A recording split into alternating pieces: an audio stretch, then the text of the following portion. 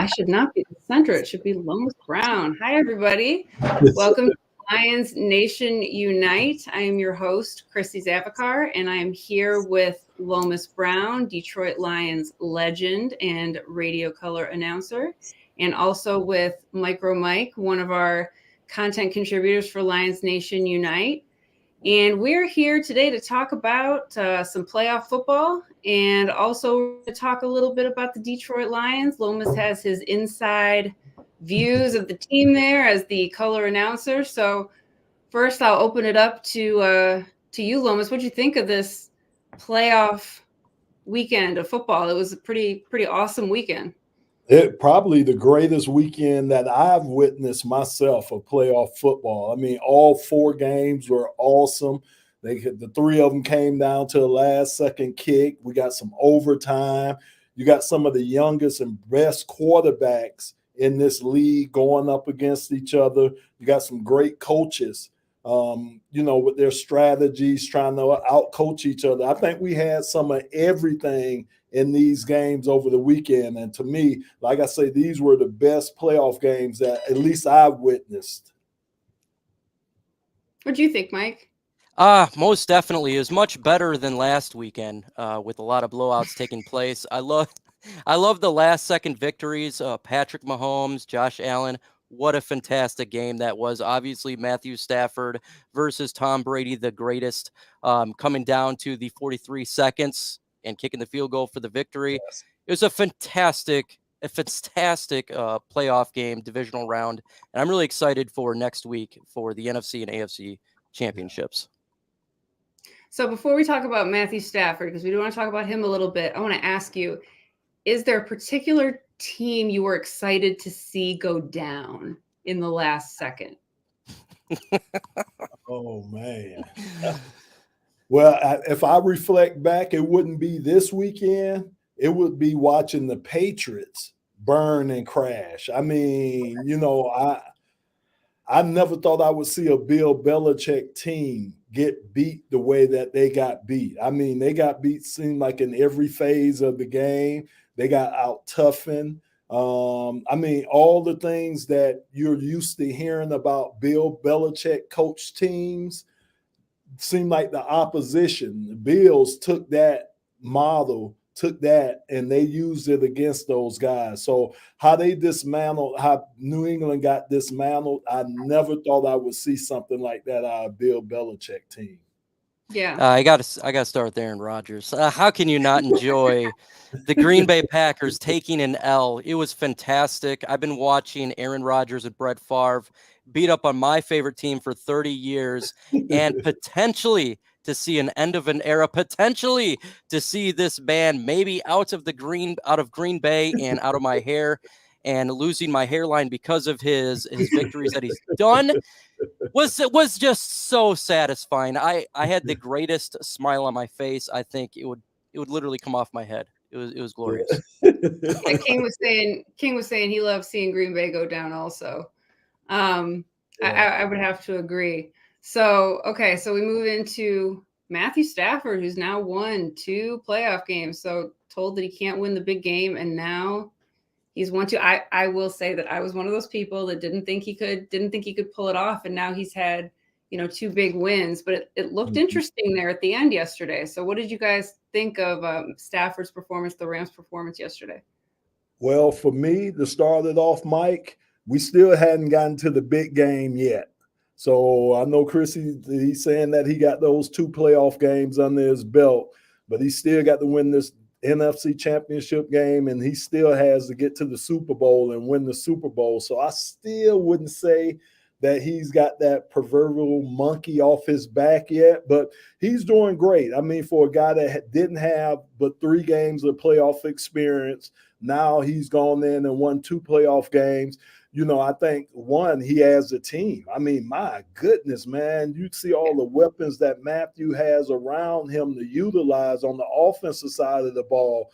But then you look at these guys, look at Los Angeles on the defensive side of the ball, too. You talking about Aaron Donald, you talking about Jalen Ramsey, you talking about a whole bunch of stars that they have on the defensive side of the ball that can flip a game, too. So not only does Matthew have the guys on the offensive side to help him, but he does have a defense that can take the ball away, put his offense in positions to where they can be successful. So he is on a better team, and I'm glad to see that he's got 2 of those monkeys off his back, but he's still got two more mountains that he needs to climb before I can really say that he's really gotten the monkey off of his back. Yeah. 100%. Look, Jared Goff brought the Rams to a Super Bowl. Yes, they lost, but he brought them to a Super Bowl. My friend, their Detroit Lions syndicate, always says, to me, it's Super Bowl or bust. And Matthew Stafford, man, it was amazing, though, to see a 43 seconds go all the way down. Yes, he's defeated the Tampa Bay Buccaneers, Tom Brady, but you got to go all the way. And you got the San Francisco 49ers team, who's now defeated the Rams twice this year, and it seems to be a juggernaut on the road and just a juggernaut all around. You got Nick Bosa. You got to still win 2 more games. And there's a good chance it could be Patrick Mahomes in the Super Bowl. I like the Bengals, but man, Kansas City Chiefs right now is a juggernaut all around. So if you want to be crowned, you got to win against the 49ers and you got to win the Super Bowl, or else, to me, the monkey's not really, like, the playoff monkey's off the back. But you got a Super Bowl team. You got a great defense, Aaron Donald. You got Odell Beckham Jr., who basically you got for free off waivers. You got a fantastic Cooper Kupp, nearly took Calvin Johnson's record. You got a fantastic team there. Jalen Ramsey, probably the greatest cornerback in the league right now. So you got to win it all. Yeah. Well, what was interesting, too, was that he ended up being in exactly the position he's always thrived in, which is barely any time on the clock, have to go down and score. So it was almost like it put him right in his element that he was able to capitalize on that. Yeah. And the other thing that add on to that is they can't have any more lapses like they had in that game. I mean, if you think about it, they were up, 27-3 at one point. So you can't have, because these teams just get better and better and better as you advance in the playoffs. So I don't know if they'll be able to, have another lapse the way that they did and still end up winning the game. But that was a great job by Matthew. 100%. Seeing them deficit there. Sorry, but the San Francisco 49ers is not going to allow that. I mean, they were literally down a ton of points when they last played, and they won the game. Deebo Samuel, one of the greatest multi-dimensional players in this league. He's going to get the football. He's going to make some noise. So you'll be able to do that with some teams, but I don't think San Francisco and Kansas City Chiefs, that's something that you're going to play around with. Absolutely. So welcome to everyone who's here. Glad to see everybody chatting. If you haven't already, hit subscribe on Lions Nation Unite on our YouTube channel. We're going to have plenty more off-season content as we get ready for the draft.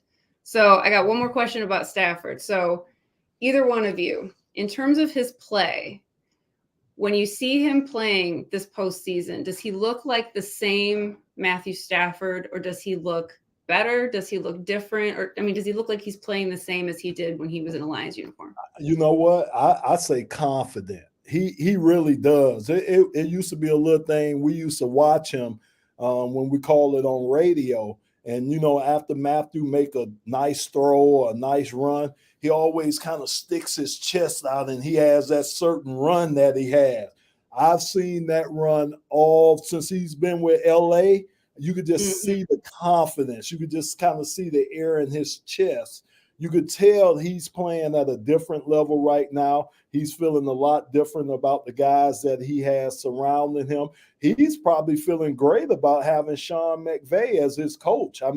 Here's a guy, this guy's a genius. He really is. How he calls games, his play designs, all the things that he puts into it, so he's playing for a great, great coach. Or I wouldn't say that. Let me take that back. I'm not going to say a great coach. I'm saying that he's playing for a very good coach right now. To be a great coach, to me, you have to win a Super Bowl. So he's playing with a very good coach that I think has kind of helped his confidence level too. So that's the one thing that I noticed, Chrissy, that he's playing with a lot of confidence with LA. Yeah.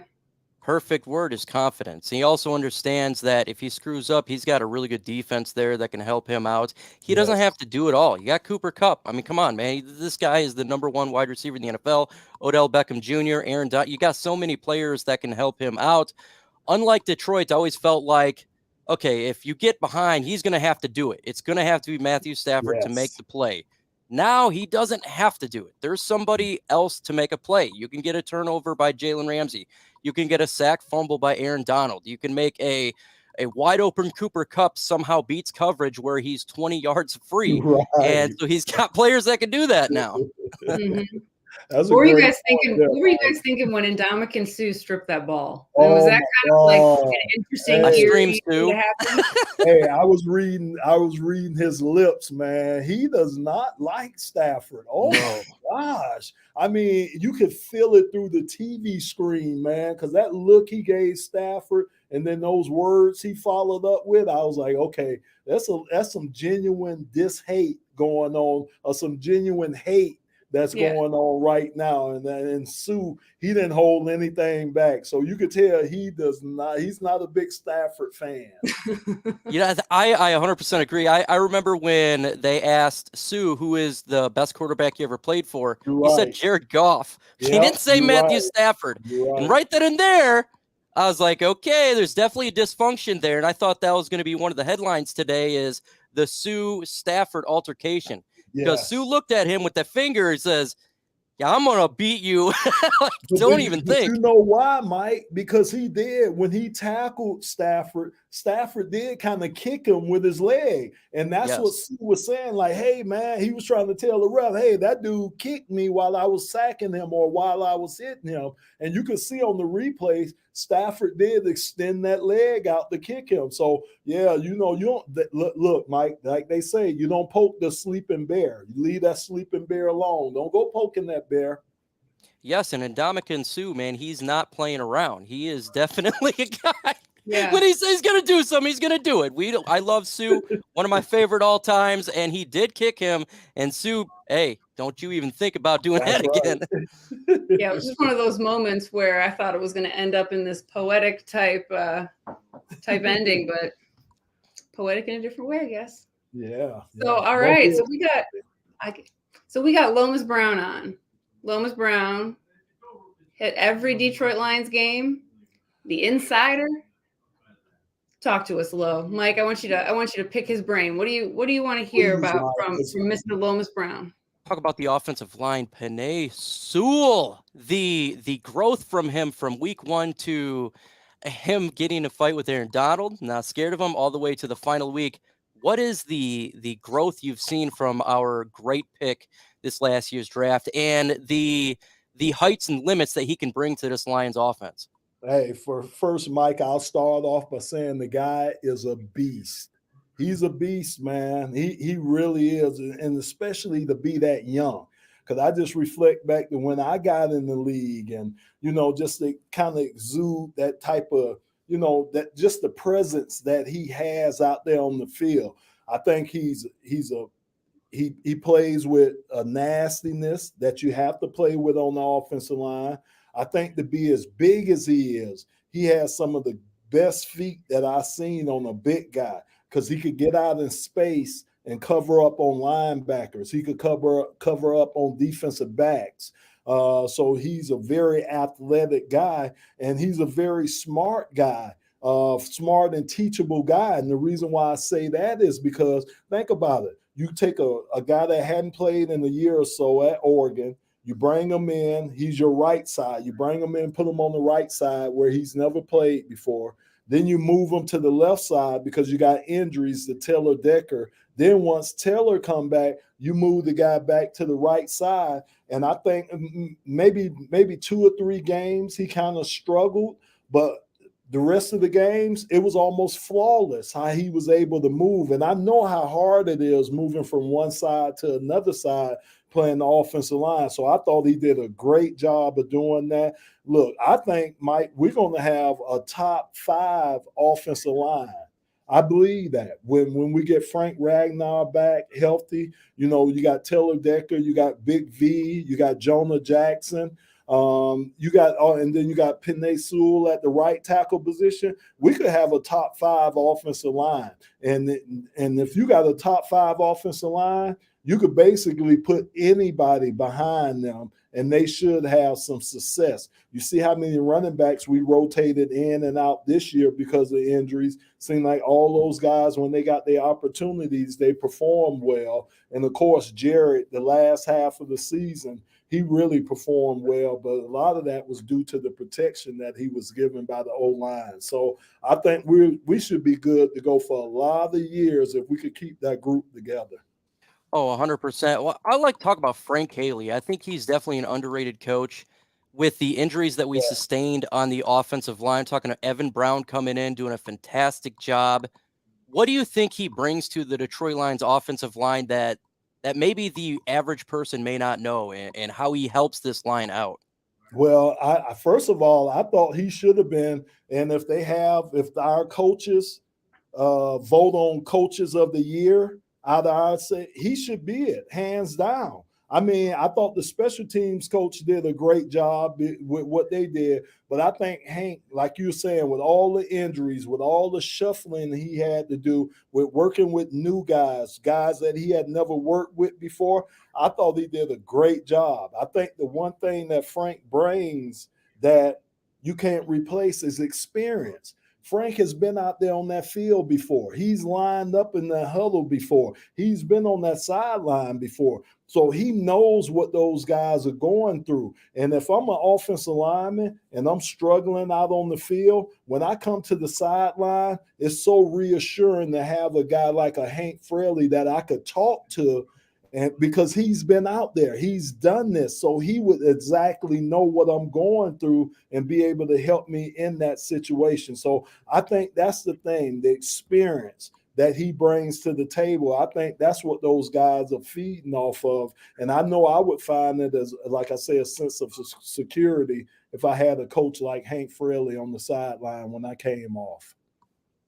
Yeah, let me ask you this question, Lo. Sorry, Mike. I just want to ask you this question. We've talked about this before, about coaches having been players, former players as coaches and all of that. And we talked about that being a great aspect of the position coach. But then we talked about how would that play out in terms of game management, in terms of scheme and all of that. How do you think that did play out over the course of the season with this coaching staff? They had their moments, Chrissy. They did. They had their moments where they were getting some plays in late. It caused a couple of delayed penalties. So they did have their challenges, but I think overall with a first-time staff, and a lot of the moving parts that they had, think about COVID, you think about staff members not being able to practice, players not being able to practice. They had so many moving parts. I really thought the communication, I thought how the coaches communicated between each other, I thought they did a pretty good job. Like I say, it was a couple of hiccups. This year, but for the most part, I thought they did a real good job of managing the games, getting the communication to the guys out on the field, and really those guys trying to execute the game plan. So Chrissy, I got a question for you. Since I got her, Mike. Since she's our she used to work in the front office over there. Let me ask you this: like, when you go through a season, like a 2-win season, 3-win season, like the Lions went through, how does that affect the other people, the other administrative people? And how does that affect them and affect their job when you're having a bad season? Well, I will say that one of the interesting things that would happen for me is I would be, talking to friends and family, and I would say, we are this record, or we're having a tough season. And some people would say, you don't play, but you do, in the sense of you are in the building, you are around everybody, you feel it, you feel how difficult it is on the team, on the players, on the coaches. And it's a feeling that everybody in the building goes through. And so, you're all a team, everybody, from the front office, from the top all the way to the bottom, and we all know each other. And yeah, absolutely. So I'm sure that right now, it's real quiet in the building as everybody's, watching their playoff football and spending the time away from the building. But then it's going to ramp up and you get excited again real fast because you start thinking about draft. You start thinking about, looking at the combine, these coaches are going to the Senior Bowl. So all of a sudden potential starts coming up and everybody just gets excited again real quick. You're able to really recycle that fast from the next day. As soon as the Super Bowl's done, it's like we're all moving on. We're going ahead. So yes, it does absolutely affect everybody. Everybody gets very emotional and you're from the top down. Yeah. I love to ask you a question. What's the difference between a Patricia regime and a Dan Campbell regime in the front office? Is there a different feel of it? A different type of personnel? I will speak from my own experience. So I never was under Coach Patricia, but I will say that the things that I loved the most about being a part of the team was being able to build all the relationships and being around football. So that was the salary. So you might not have made the most money, but to be able to, interview the guys for, a blog or be able to do social media. I mean, I had a dream job as far as I was concerned. I was the eyes and ears of the fan base for the team. To me, that was the currency. And once that wasn't as available anymore, to me, it had run its course. But to me, that's why people do it. They do it because they want to be around the game and they want to be around the relationship. So yeah, I would say Dan Campbell's regime is probably a lot of fun to be around. Yeah. When we were there for camp, everybody on staff was glowingly excited about Dan Campbell and everybody that he brought on, and just said that the mood was just light and great and a lot of fun to be around. So it definitely has made a difference. All right, so now I'm back to being the host, right, guys? So let me ask you this. So we're going into championship weekend. So who do you guys got? Well, for me, it's hard to be the team 3 times in a year. So I do think Stafford is going to get to his first Super Bowl. I think they will beat San Fran because, like I say, it's just so hard to beat a team 3 times in 1 year. So that's for the NFC. For the AFC, I can't go against Patrick Mahomes. I mean, Joe Burrow, they got a team. They got a team that we're going to have to contend with. But I just think right now they're so young, and Patrick's been there. He's done that, and he's on a roll right now. So I'm going to go with the Rams and Chiefs. All right, who else? Everybody put yours in.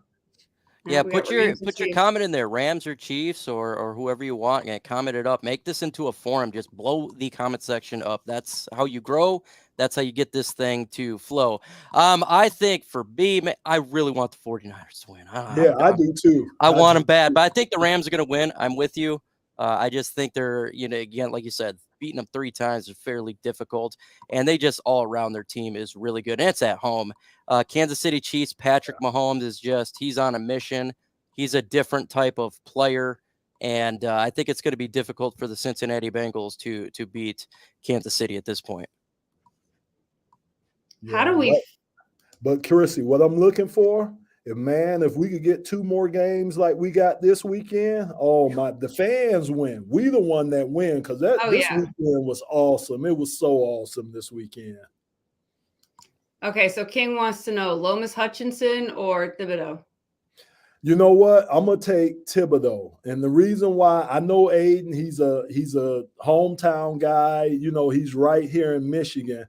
It just seems like Thibodeau has just a little bit more fast twitch muscles, fast twitch reactions, just a little bit more. I'm splitting hairs right now. I really am. I'm splitting hairs because I do think that Aiden Hutchinson, I think he's a hustler, man. He kind of reminds me of Max Crosby or, some of those relentless pass rushes that just never stops. But I just think right now, I think Thibodeau is a guy that I look at that might have a little bit more upside just because of his athletic ability. So I'll go with Thibodeau.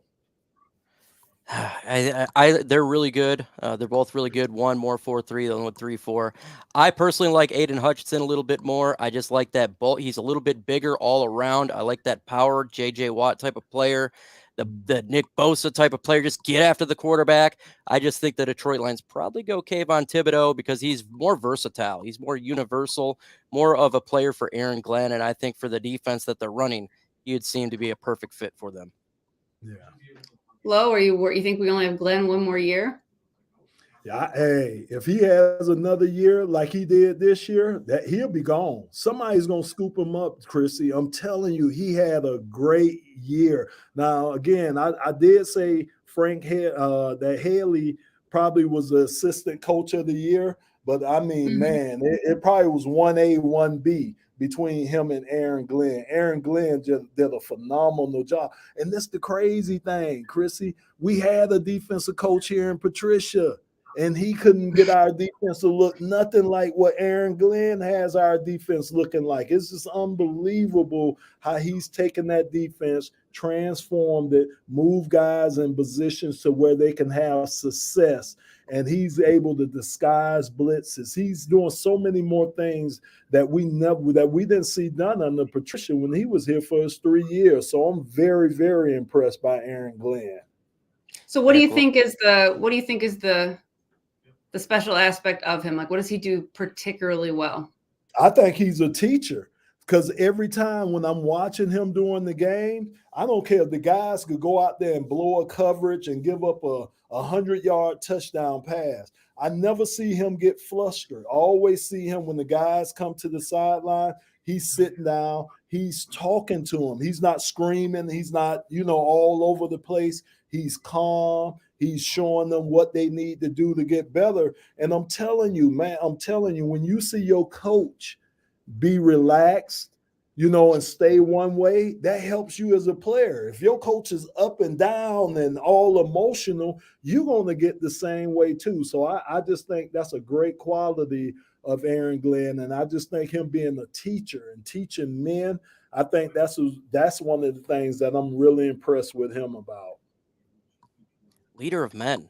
This guy is taking players and putting them in positions to succeed. We're talking about practice squad players, no practice, barely any, coming in and making plays. The development of Jerry Jacobs is one of the best things I've seen in a long time for the Detroit Lions. A rookie free agent comes in, becomes a stud. We've seen this defense go from one of the worst under Matt Patricia to a pretty good defense with a bunch of unknown players that you generally wouldn't suspect be first round picks or the big names that you see in the NFL.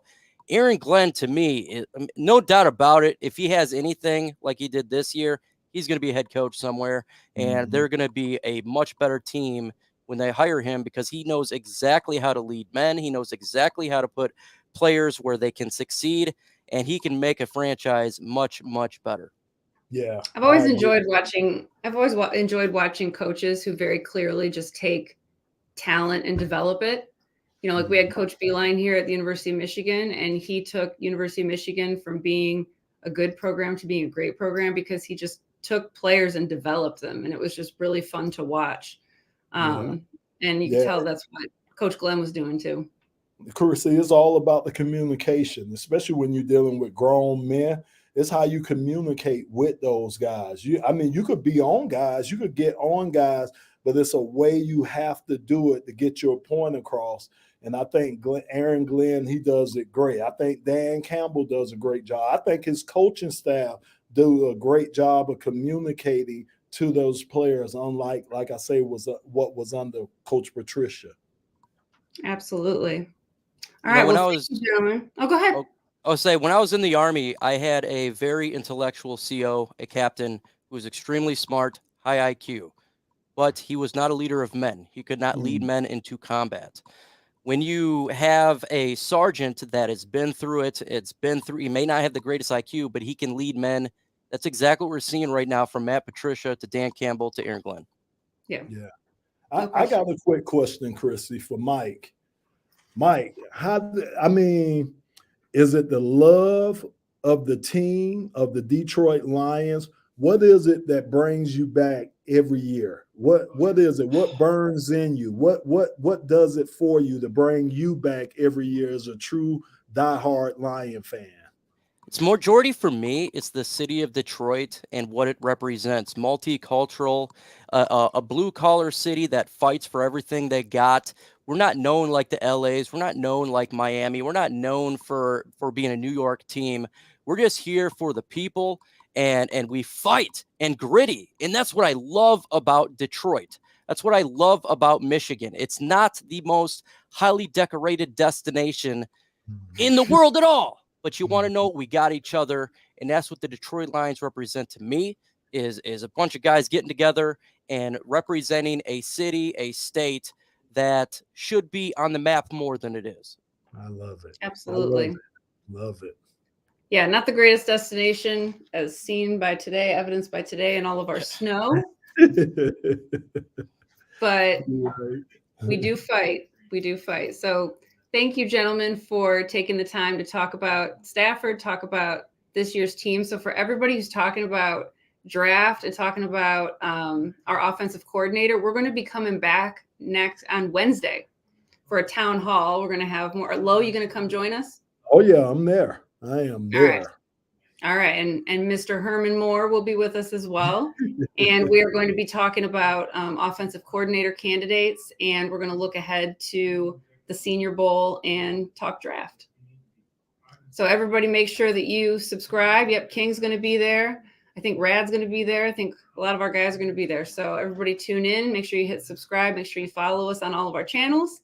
And head to lionsnationunite.com to download our app.